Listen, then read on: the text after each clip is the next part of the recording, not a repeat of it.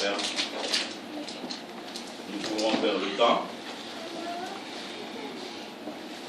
Le thème que j'aimerais parler ce matin, ça fait déjà un mois que nous sommes en train de parler sur ce sujet. Aujourd'hui, j'aimerais parler sur un leader en action. Un leader en action.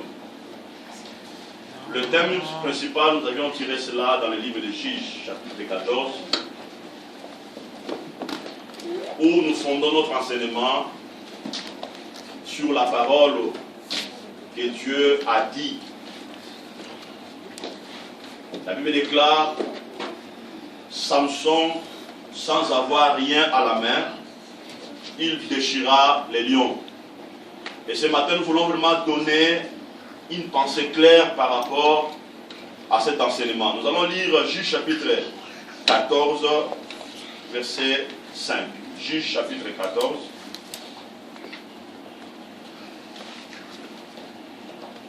Juges chapitre 14, verset 5.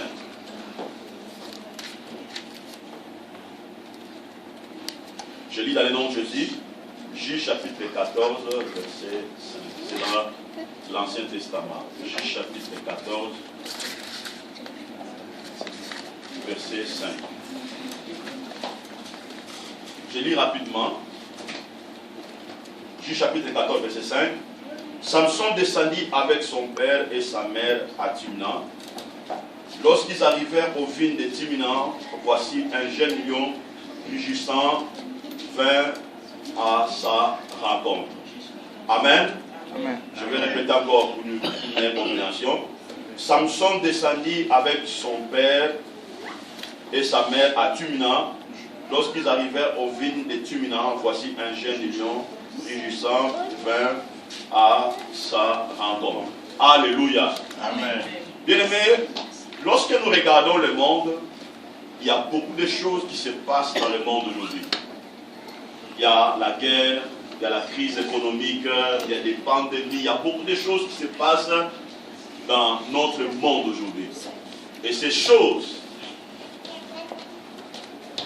les choses qui se passent dans le monde aujourd'hui, préoccupent la pensée ou l'esprit de l'homme. Amen. Amen. Si le monde aujourd'hui est en train de partir en chaos, non parce que les hommes manquent de compétences, loin de là.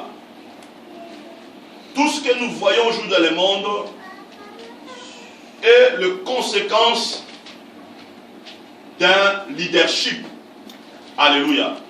Tout ce qui se passe aujourd'hui est les conséquences d'un leadership.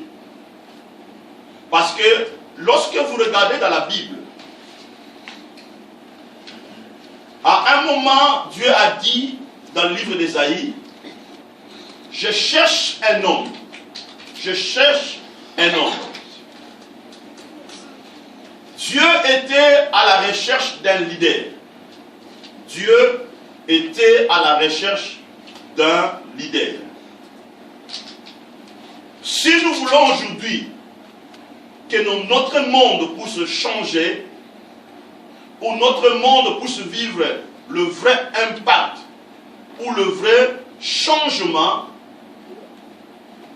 il faut que nous puissions comprendre que nous les humains, nous sommes de vraies ressources que Dieu a créées pour répondre aux besoins du monde. Mais pour comprendre cela, nous devons comprendre notre fonction et notre position dans le système de notre pays, de notre famille, de notre église ou de notre entreprise. Amen. Un leader, c'est quelqu'un qui prend des décisions, qui oriente les gens vers un vrai but ou vers la solution. Un leader, c'est quelqu'un qui prend des décisions, qui oriente les gens vers un vrai but ou vers la solution. Écoutez bien aimés, la vie prend sens lorsque celle-ci est dirigée vers le vrai but. La vie prend sens lorsque celle-ci est dirigée vers le vrai but. Amen. Je vais un peu vous expliquer. Votre vie prend sens lorsque vous dirigez votre vie, lorsque vous dirigez votre vie, vers le vrai but. Alléluia. Amen. La Bible dit ceci: mon peuple périt parce qu'il manque de la connaissance. Mon peuple périt parce qu'il manque de la connaissance. Lorsque dans votre vie, vous arrivez à découvrir le vrai but de votre vie, à ce moment-là, bien-aimé, vous allez découvrir des capacités, des talents que Dieu a mis dans votre vie. Ce que vous poursuivez dans votre vie, ou ce que vous poursuivez dans votre avenir, est plus important que votre passé. Amen. Ce que vous poursuivez pour votre avenir est plus important que votre passé. Vous devez savoir que les choses qui nous ont servi hier n'ont plus d'importance aujourd'hui. Les choses qui nous ont servi hier n'ont plus d'importance aujourd'hui. Je vais vous expliquer. Je crois, 10 ans passés, on avait des choses qui nous avaient servi. Mais aujourd'hui, ces choses-là n'ont plus d'importance ou n'ont plus de sens dans notre vie parce que la technologie commence à évoluer avec une vitesse incroyable. Si vous retournez à 1960, vous regardez, en 1960, il y avait des radios, il y avait beaucoup de choses. Amen. Qui étaient importantes à cette époque-là. Mais ces choses-là, aujourd'hui, ces choses n'ont plus d'importance. Alléluia. Amen. Pourquoi? Parce que la vision de l'homme se porte vers des choses nouvelles. L'homme est à la recherche de choses nouvelles.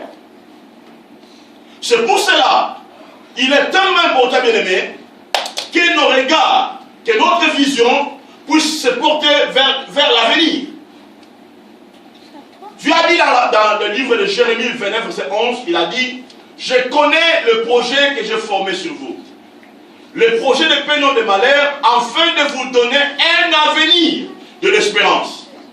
Afin de vous donner un avenir de l'espérance.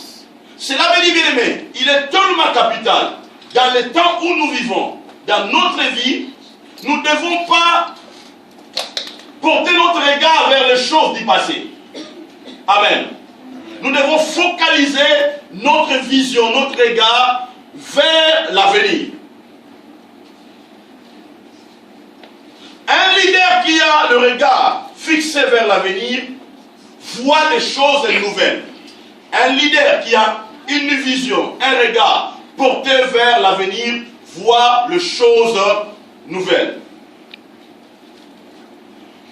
Le leadership, c'est un concept le plus important aux yeux de Dieu. Le leadership, c'est un concept le plus important aux yeux de Dieu. Dieu avait créé l'homme afin que l'homme soit le bâtisseur et le gérant. Dieu avait créé l'homme afin que l'homme soit le bâtisseur et le gérant. Dans le verset que nous venons de lire, la Bible déclare Samson, il était un leader que Dieu avait créé pour délivrer Israël sous la domination des Philistins.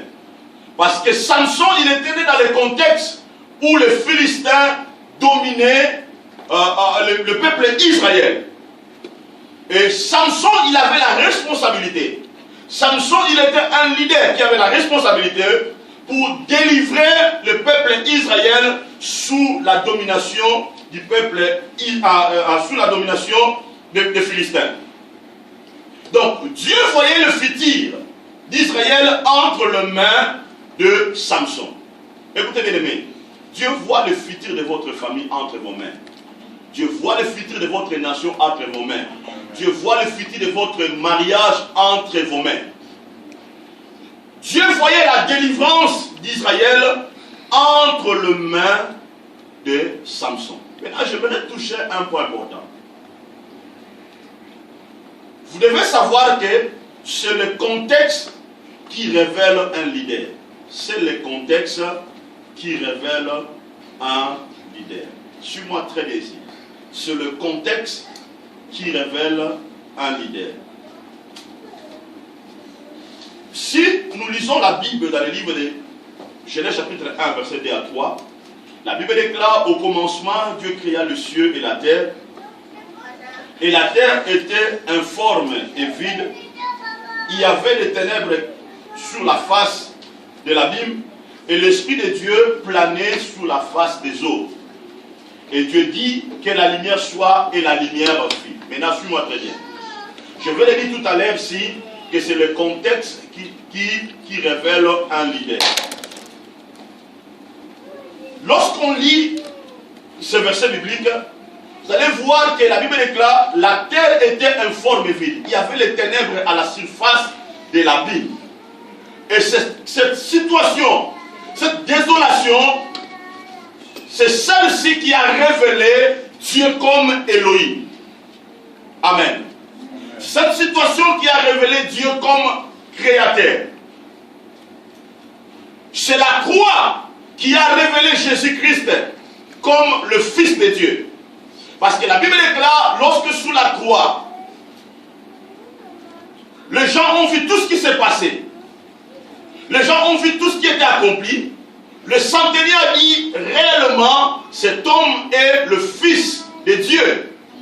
Or, depuis longtemps, en Israël, les pharisiens, les romains, ils avaient mis doute à l'identité de Christ.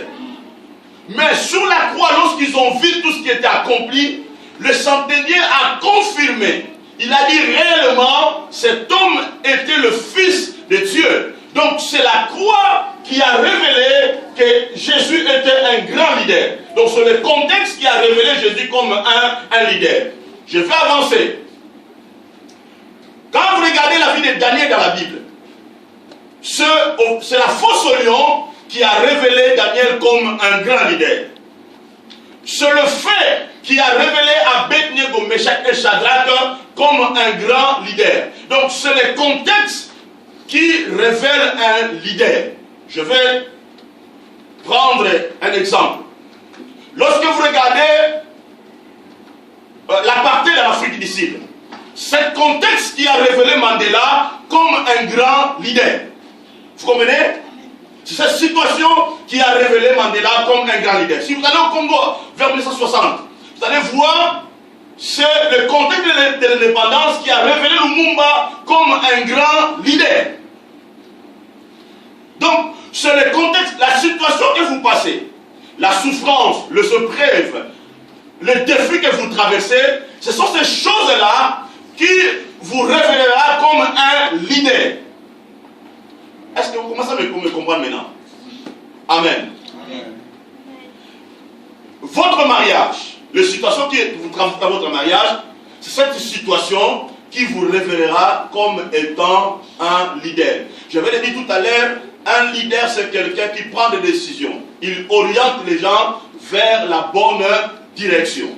Mais pourquoi je dis maintenant, pourquoi je vais le dire que c'est le contexte qui révèle un leader? Parce que chaque situation qui arrive, chaque situation révélera votre caractère. Le contexte ou la situation va révéler votre caractère. Ça c'est un. Deuxième chose, ça va révéler votre attitude. Troisième chose, ça va révéler votre sens de responsabilité. Quatrième chose, ça va révéler votre vision. Et cinquième chose, ça va révéler votre force. Amen. Amen. Donc, contexte, chaque situation, chaque défi révélera ces 5 choses que je viens de citer ici. Lorsque les situations sont négatives, lorsque les problèmes, vous traversez des problèmes qui touchent votre psychologie, qui touchent votre personnalité, et à ce moment-là, bien aimé, vous devez révéler ces 5 forces. Et ces 5 forces, c'est ça qui va révéler que vous êtes un vrai leader. La Bible dit ceci: pendant que Samson, étant un leader, il avait pris la décision d'aller à Timna, Samson, il était ensemble avec son père et sa mère. Et sa famille représentait toute la tribu d'Israël, ou représentait tout le peuple israélien. Un leader, c'est quelqu'un qui amène tout un peuple vers un objectif clair. Amen. Un leader, il amène tout un peuple vers des objectifs clairs. Et Samson avait amené son père et sa mère, ou tout un peuple, vers un objectif clair. Mais la Bible dit ceci: pendant que Samson était engagé à aller à Timna, un jeune lion rugissant vint à sa rencontre. Un jeune lion rugissant vint à sa rencontre. Maintenant, je voudrais un peu vous expliquer les lions ici. Que représentent les lions ici?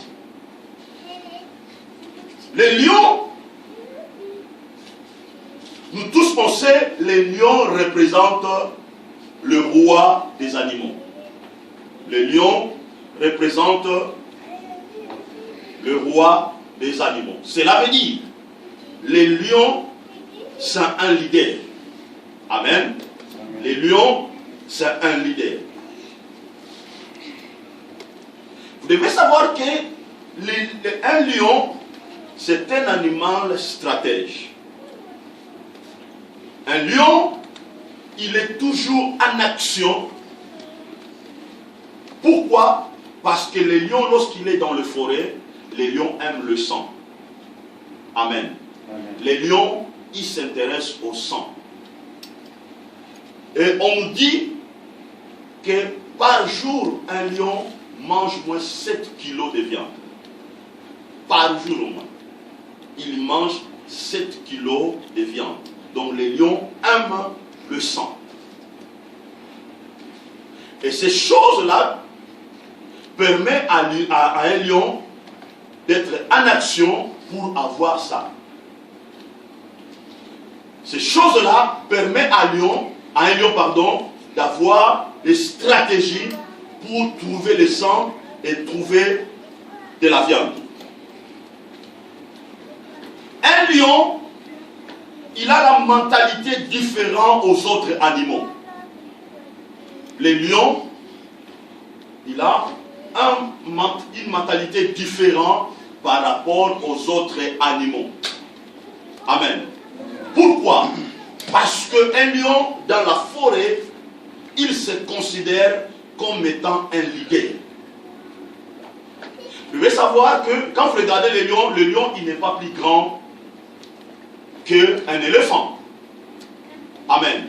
Amen. Le lion, il n'est pas plus intelligent que tous les animaux qui sont dans la forêt. Non, loin de là. Mais le lion dans la forêt, il se considère comme étant un leader. Amen. Le lion, il fait la différence par son attitude. Parce que ce qui fait la différence entre un lion avec les autres animaux, c'est son attitude. Amen. Et il fait la différence par rapport à son attitude. Maintenant, lorsque nous revenons maintenant dans la parole de Dieu, la Bible déclare: un lion rugissant, un jeune lion rugissant vient attaquer Samson.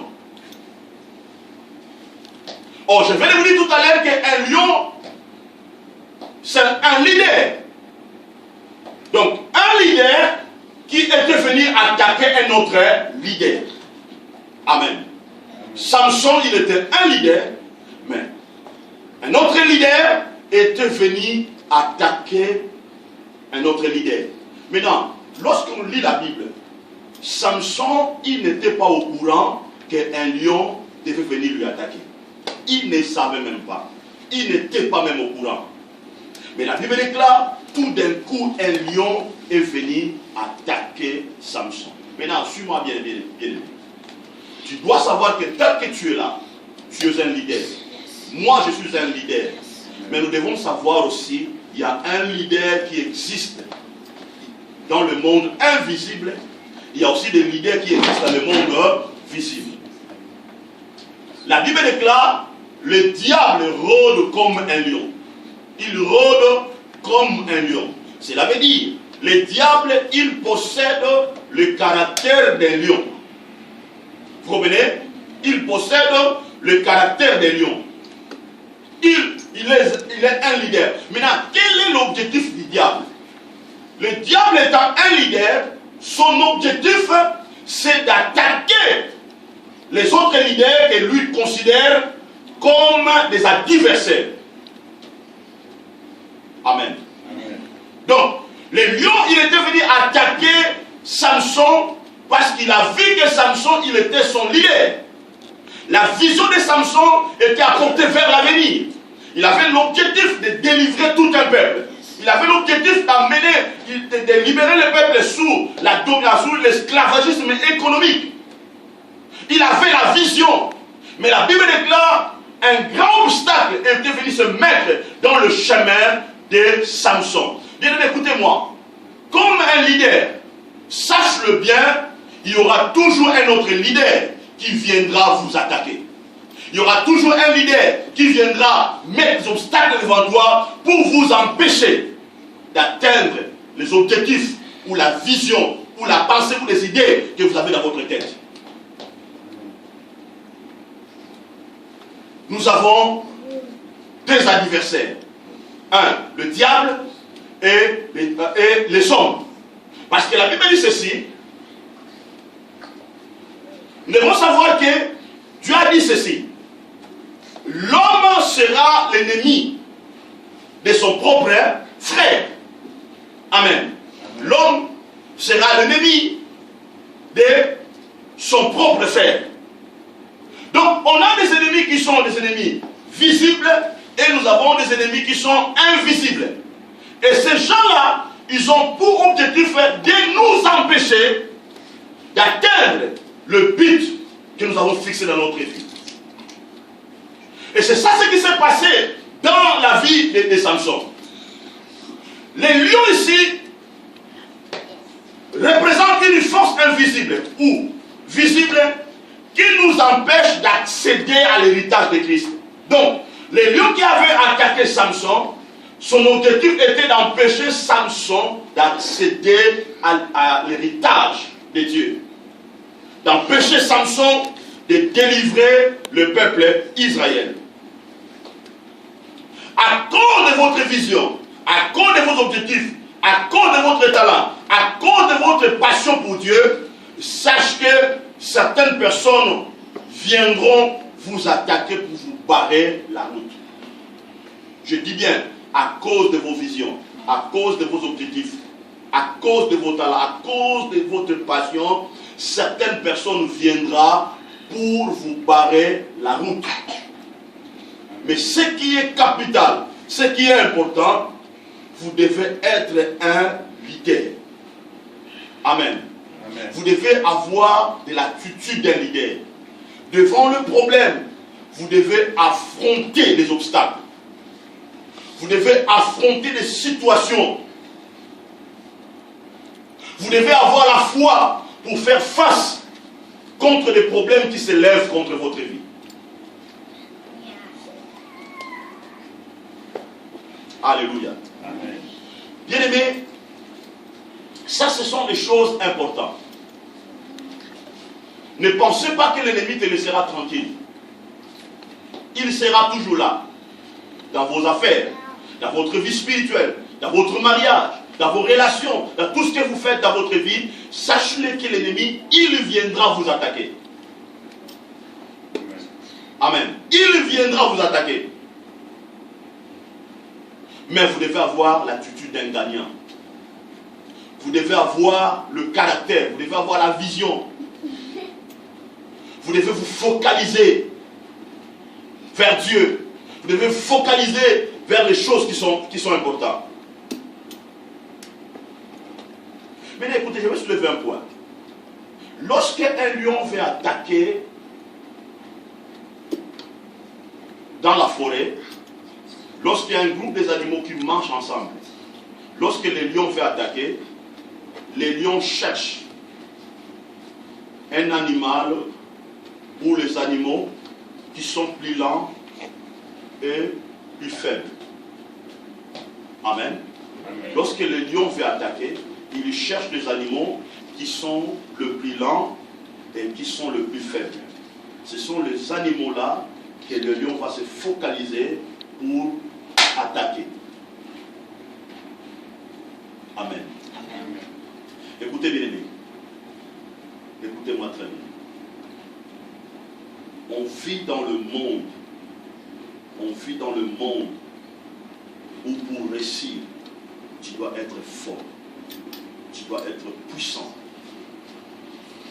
Si tu es faible, si tu es plus lent, et sache-le bien, que ton adversaire, il va t'attaquer. Il va te détruire. Amen. Amen. Les lions, ils cherchent les animaux, ils attaquent les animaux qui sont plus lents et qui sont plus faibles. Ce sont les animaux-là que les lions attaquent. Nous vivons dans un monde aujourd'hui, si vous êtes faible, si vous êtes le plus lent aujourd'hui, sache-le bien aimé, vous serez attaqué. On doit se préparer aujourd'hui pour être des hommes forts, pour être des femmes fortes, pour être rapides, pour faire face à l'ennemi qui est en face de nous. Amen. Ne soyez pas faibles aujourd'hui. Ne soyez pas les plus lents aujourd'hui. Je vais aller encore plus loin pour vous expliquer aujourd'hui. Vous allez voir, lorsque même vous regardez dans le système économique, politique, pardon, vous allez voir aujourd'hui, les Américains, ils ne vont jamais attaquer la Chine. Pourquoi? Parce que la Chine, c'est un pays plus fort actuellement et plus rapide dans le système d'aujourd'hui.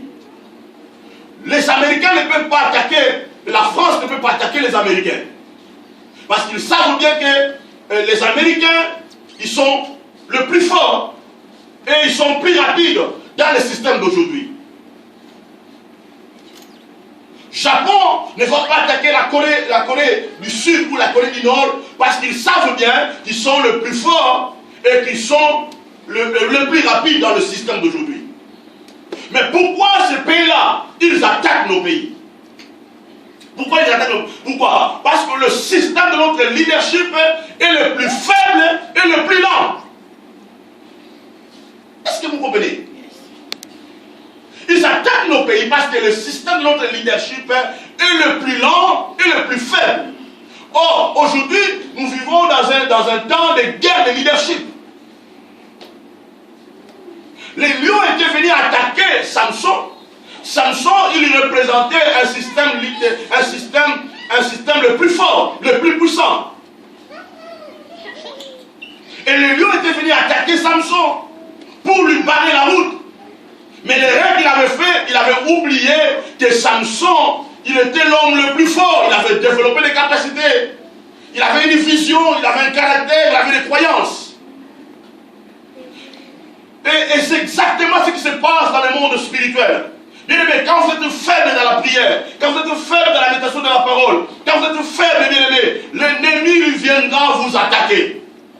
C'est pour cela que la Bible nous recommande de prier, de chercher la face de Dieu, de méditer la parole, d'être dans la présence de Dieu, afin d'être fort, afin de faire face contre l'ennemi. Bien aimé, il est temps que nous puissions chercher à être le plus fort. Même dans le système des entreprises aujourd'hui, quand votre entreprise a un système plus faible, sache-le bien, l'autre entreprise fera tout pour briser votre entreprise. Allez voir même l'histoire de Bill Gates. Lorsque Bill Gates était en retard, lorsqu'il y avait, j'ai oublié, l'entreprise qui avait créé l'Internet. Lorsqu'il a créé l'Internet, il avait gagné le marché. Maintenant, Microsoft était en retard. Maintenant, Microsoft, pour gagner le terrain, lorsqu'il a créé Windows, qu'est-ce qu'il a fait? Comme il était le plus fort, il a attaqué le système. Et lorsqu'il a attaqué le système qui était le plus faible, il a fait quoi? Il a écrasé le système. Donc on vit dans cette guerre-là aujourd'hui, bien-aimés. On doit faire un effort aujourd'hui, d'être fort au niveau de l'intelligence, d'être fort au niveau spirituel. Travaillons nos vies. Ne cherchez pas à être le plus faible aujourd'hui. Ayez une vision le plus fort. Changez ta manière de voir les choses. Travaillez ta vie aujourd'hui. Cherchez à être le plus fort aujourd'hui. Je dois avancer. Je veux vous dire des choses importantes et vous allez comprendre aujourd'hui pourquoi nos pays, même en Afrique, sont en retard aujourd'hui. Et qu'est-ce que nous devons faire aujourd'hui pour que nous soyons des grands leaders et faire de nos enfants des grands leaders.